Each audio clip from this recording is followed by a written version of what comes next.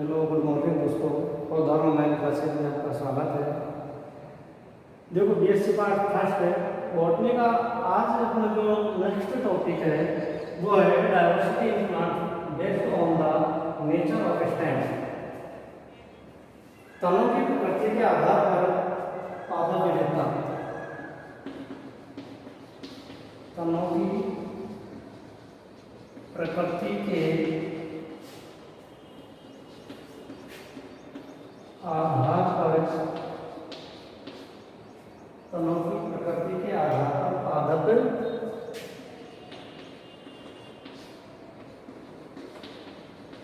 विविधता। Diversity in plant based on the nature of stem.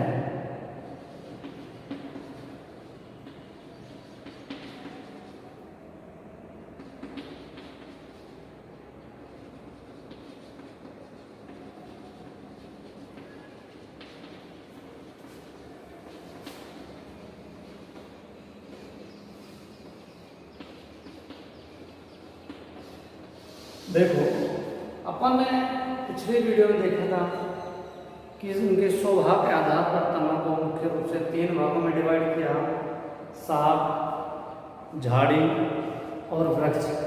फिर वृक्षों को मुख्य रूप से 2 भागों में डिवाइड किया: शाखित और तनों की प्रकृति का तत्व तने हैं जो शाखित और अशाखित।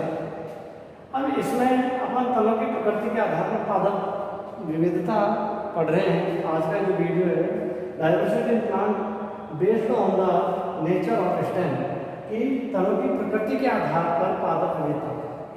अब देखो, प्रकृति में सभी प्रकार के पादप पाए जाते हैं। एक ऊर्ध्व और सीधे मजबूत तने वाले पादप, और एक इस प्रकार के पादप होते हैं जो कोमल तने वाले होते हैं, जो रेंग कर या भूमि की सतह के ऊपर रेंग कर स्लिपिंग या किसी आधार से सहारा प्रदान करके और वृद्धि करते हैं। तो इसके आधार पर हम तनों को कई भागों में बांटते हैं।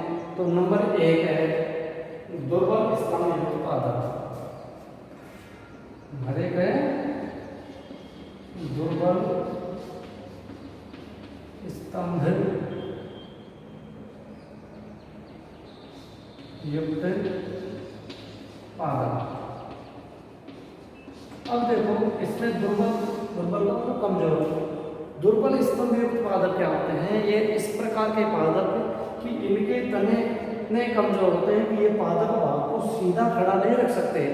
ये किसी आधार से सहारा प्रदान करके ऊपर की ओर वृद्धि करेंगे, या फिर जब इनके तने को आधार प्रदान नहीं हो पाता, सहारा प्रदान, तो ये भूमि की सतह पर रेंग कर वृद्धि करते हैं।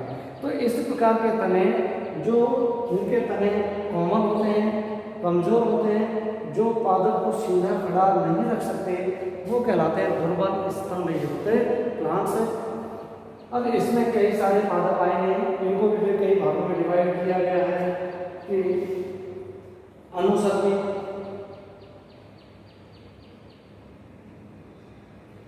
इसमें देखो स्तंभ के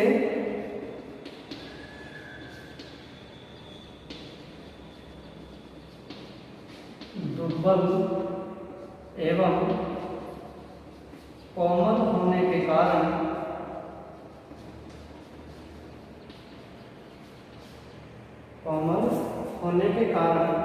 पादप भाग को सीधा खड़ा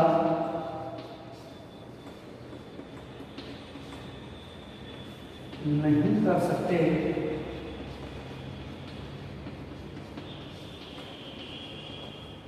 पादप भाग को सीधा खड़ा नहीं कर सकते, ये किसी सहारे से ऊपर की ओर बढ़ सकते हैं।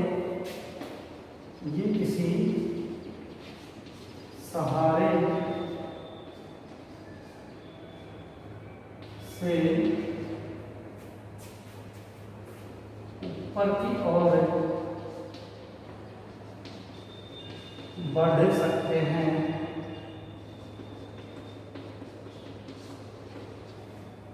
इसलिए ये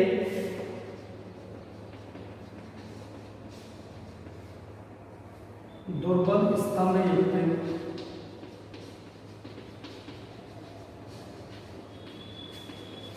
तने कहलाते हैं। दुर्बल स्तंभ युक्त तने कहलाते हैं। कि भाई दुर्बल स्तंभ युक्त तने क्या होते हैं? इनके स्तंभ दुर्बल और कोमल होने के कारण ये पादप भाग को सीधा खड़ा नहीं रख सकते, ये किसी सहारे से ही ऊपर की ओर बढ़ सकते हैं, इसलिए दुर्बल स्तंभ युक्त तने कहलाते हैं। और इनकी प्रकृति के आधार पर इन्हें निम्न भागों में बांटा गया है। इनकी प्रकृति के आधार पर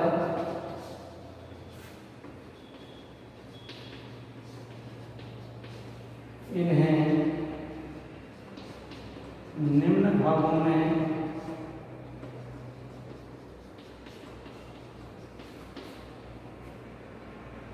बांटा गया है।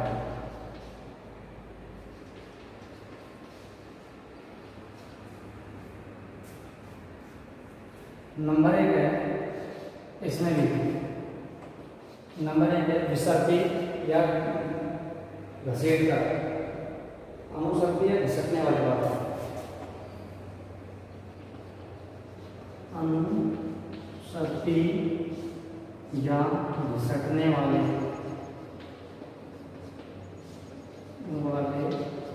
पादप।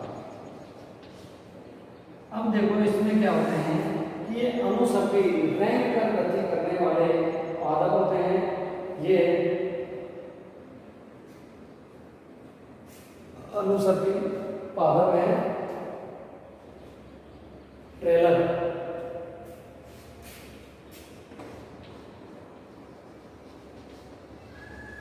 रैंक कर जो गति करते हैं वो कहलाते हैं ट्रेलर की घिसटने वाले पादप।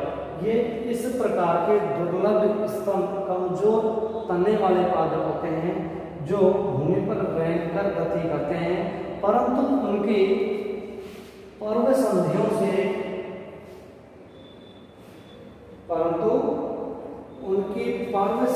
से जड़ें नहीं निकलती हैं।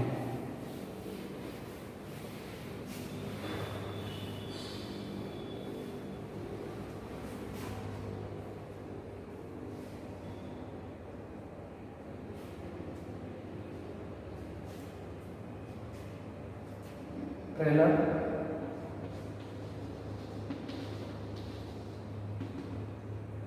नेक्स्ट वाला ये अनुसर्पी है घिसटने वाले पादप, घिसटने वाले पादप। अब देखो इसमें घिसटने वाले पादप इस प्रकार के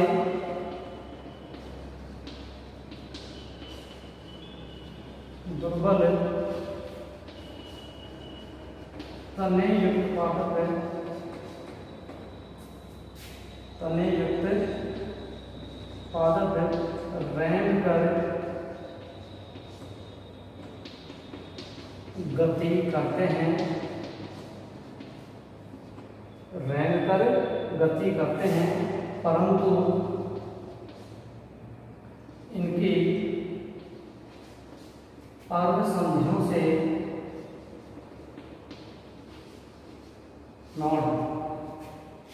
पर्व संधियों से जड़ें नहीं निकलती।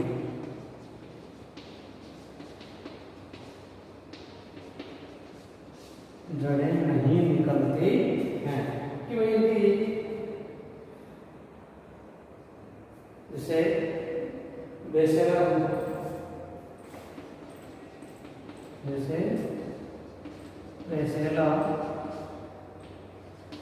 रूबा आइकोनिया, ये इस प्रकार के पादप हैं जो दुर्बल तनेयुक्त होते हैं और ये भूमि पर रैंक कर घिसटते हुए गति करते हैं। अब घिसटते हुए गति भी कई प्रकार के पादप करते हैं, परंतु इनकी एक विशेष खासियत यह होती है कि इनकी जो नोड होती है, पर्व संधि जो होती है, उन पर्व संधियों से जड़ें नहीं निकलती हैं, जैसे बेसेला हुआ, आइकोनिया आदि। ये इस प्रकार के कुछ पादप हैं कि इनसे इनकी पर्व संधियों से जड़ें नहीं निकलती हैं और पादप जो भाग होता है, तने वाला जो भाग है, वो रैंक कर गति करता है।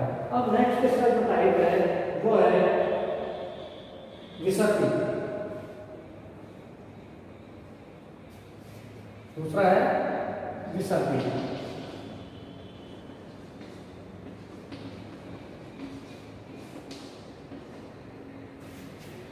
दूसरा है विसर्पी, जिसमें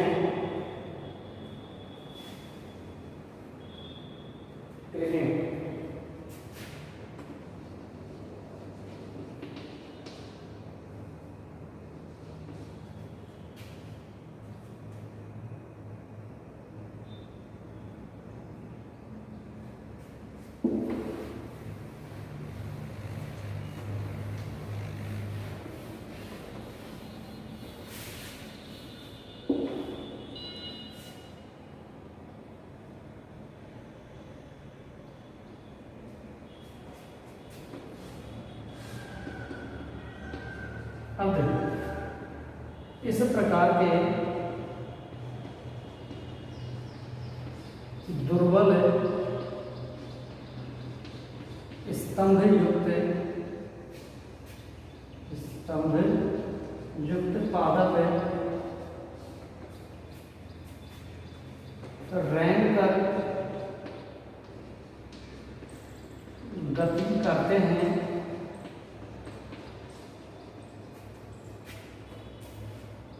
और इनकी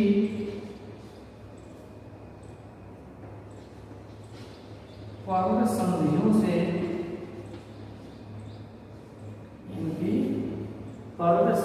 से शाखाएं एवं जड़ें निकलती हैं। ये शाखाएं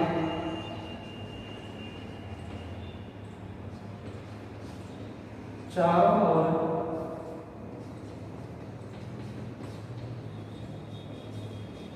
फैल जाती हैं।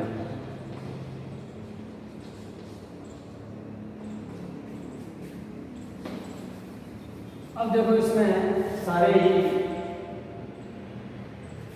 इस प्रकार के पादप जिनके दुर्लभ स्तंभ युक्त पादप जो हैं, जो रेंगकर तो गति करते हैं, पर इनकी जो इंटरनोड होती है, नोड जो होती है, पर्व संधि जो होती हैं, उन पर्व संधियों से शाखाएं निकलती हैं और जड़ें भी निकलती हैं। इसमें वे सभी पादप आते हैं जिनमें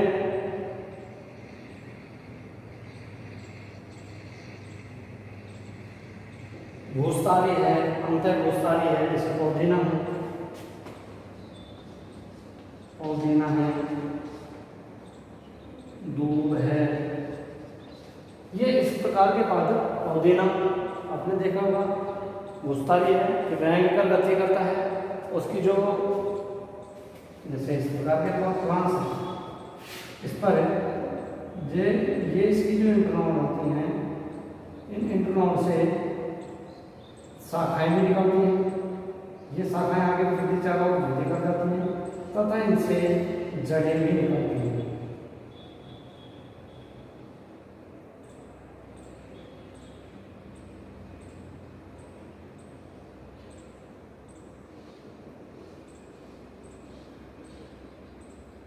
फिर इससे आगे शाखाएं बढ़ती जाती हैं, इससे जड़ें नीचे की ओर निकलती जाती हैं। तो इस प्रकार के पादप क्या कहलाते हैं? पौधीना। विसर्पी क्रेपिंग इस प्रकार के दुर्बल स्तंभ युक्त पादप जो रेंगकर तो गति करते हैं, पर इनकी पर्व संधियों से शाखाएं भी निकलती हैं, शाखाएं चारों ओर वृद्धि कर जाती हैं तथा जड़ें निकलती हैं जो भूमि में नीचे की ओर उसको आधार प्रदान करके और आगे वृद्धि करने में सहायता प्रदान करती हैं। तो ये इस प्रकार से विसर्पी है, अनुसर्पी है। अब है अवरोही। तीसरा प्रकार है अवरोही। अब अवरोही में क्या होते हैं? ये इस प्रकार के पादप हैं, ये किसी सहारा प्रदान करके ये ऊपर की ओर चढ़ते हैं। ये किसी सहारा प्रदान करके ऊपर की ओर चढ़ते हैं।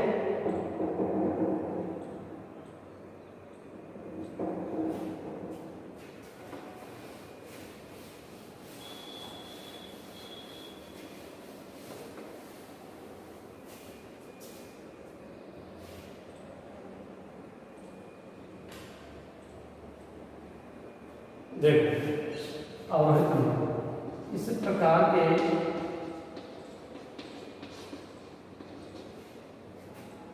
दुर्बल तने युक्त पादप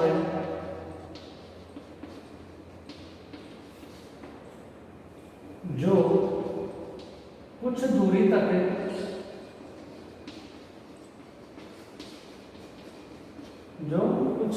तक भूमि में रैंक कर गति करते हैं, परंतु कुछ दूरी के बाद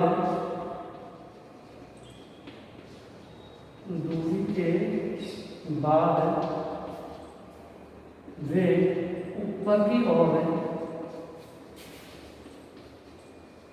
चढ़ते हैं। जैसे अपने घिया है, कद्दू है, तुरई है, ये इस प्रकार के